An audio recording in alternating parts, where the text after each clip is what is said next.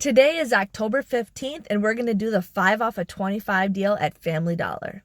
The first thing you want to grab is these poise pads for $6.15. You want to clip the $4 off digital coupon. We're also going to get this Pond's facial care for just $2. You will use that $1 off digital coupon. We're also going to get the Suave body wash that is 2 for $4. You will want to use the 1 off of 2 digital coupon. My store was sold out of the regular kids toothpaste, but here we're going to get the Colgate Trolls toothpaste for $3.25. And we're going to use the $2 off digital coupon. I also got the Gain laundry detergent that is on sale for $5.45.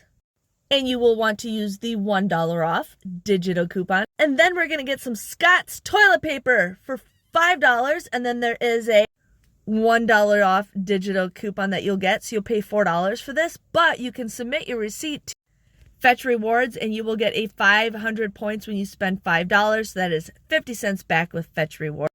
So this is everything that I got. Before coupons, it came to $25.85. I ended up using $10 worth of digital coupons for all that stuff. Plus we have the 5 off of 25. So I got $15 worth of digital coupons.